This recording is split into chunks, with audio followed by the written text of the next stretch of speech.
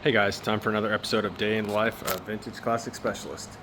So let me start off by saying Rafa was out today, so he's actually on vacation starting today, and he'll be out all next week. So pretty much me holding down the fort, with the exception of our intern Jacob, who his internship officially finished last week, but he's still coming in a little bit here and there, and it looks like we're actually going to hire him part time. So he's going to come in maybe a couple hours a day, a few times a week after school, and be an actual employee. So we were really impressed by his work and his attitude, and everyone likes him. So yeah, we're going to bring him on and have him continue to learn and help us out. So yeah, we're excited to bring him on board.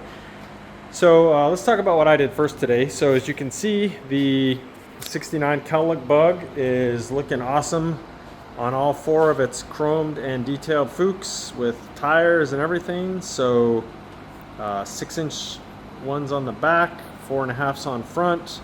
Front tires are the quintessential 145 R15. These are actually Michelin's. I got these from Tire Rack, and they look great. They got kind of a cool old school tread pattern on them, very appropriate looking for this car. The back, we went with kind of a big tire. It's a 205/70 15, and we went with the Yokohama, which has kind of a, not like a too modern looking tread on it. To me, the tread on these looked old school enough where it could be, like maybe a 80s tire or something. Some tires are just weird looking now. To me, these had kind of a nice plain look to them. Again, not looking too modern. And the size is correct. And of course, we, trust Yokohama as a brand. So yeah, that's what we went with for the back. It's really actually hard to find a matching set of tires in so much as like having, say, Michelin's front and back. The Michelins that are made in this size are super weird looking, and they're like, I don't know, some kind of winter tire. The tread pattern was just fugly. And so anyway, yeah, Yokohama's back and Michelin's up front.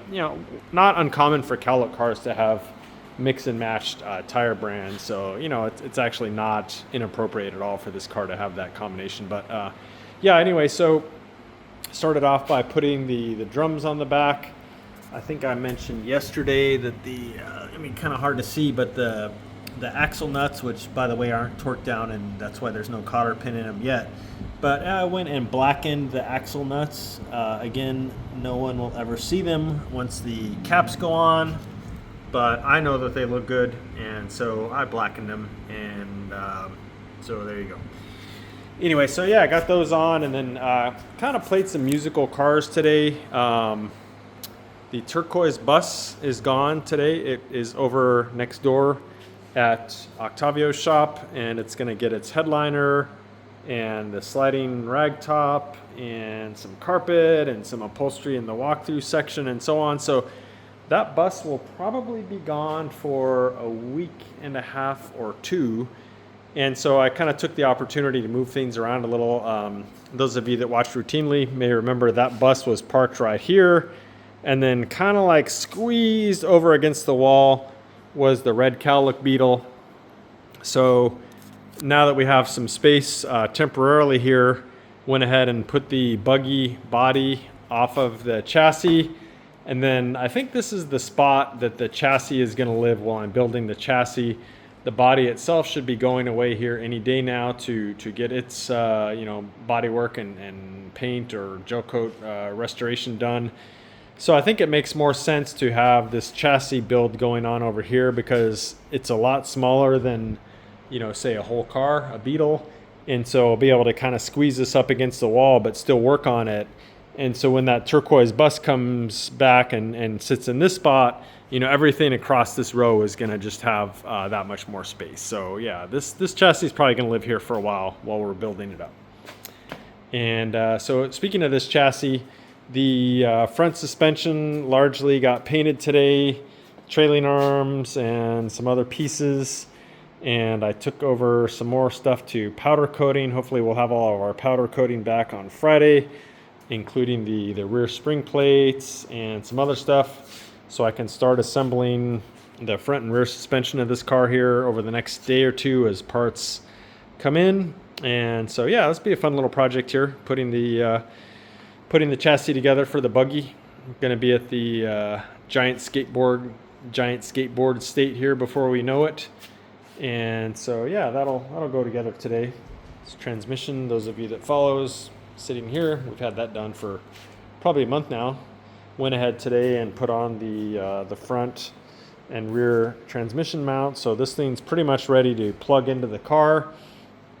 I should mention, for anyone else building a buggy or that has a buggy, Brian Washburn, our chassis guy, thank God for him, he actually now makes and offers buggy length cables. So he makes a buggy length clutch cable and he makes a buggy length throttle cable. So these are just available as off-the-shelf items from him, so you don't have to like chop them up and put those, you know, stupid U-bolts in to make a shortened cable. Super cheesy. So yeah, he makes ones that are the correct length. He also is working on e-brake cable assemblies now, also for buggies. So I'm hoping to get a set of those from him when those are available. So again, anyone with a buggy that needs new cables or anyone building a buggy, Brian Washburn's your guy as far as providing high quality cables that are actually the right length, so you don't have to do anything cheesy with your cables.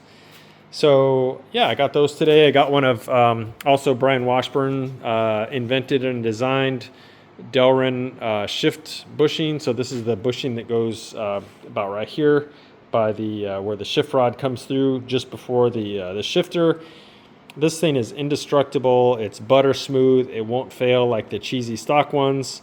So I'm starting to use this on most cars right now, and it's great. It's got no slop, indestructible, very smooth. So highly recommend this puppy to anyone too. Again, Washburns is your guy. So there you go. Yeah, I got some Wolfsburg parts today to put this thing together. So should go pretty good. The owner came by again today. Jim, thanks for stopping by. So we sorted out the holes on this chassis that we need to keep and that we need to get rid of. And he's hopefully going to be taking this buggy down to Miguel in San Diego to work his wonders on it here soon. And the other thing that happened today, Jacob came by for a little while after school, and he finished cleaning up and painting his long block, and it looks amazing. He did a really good job. Pretty much just point that guy in the right direction and give him a few little hints, and he just runs with it. This thing looks incredible.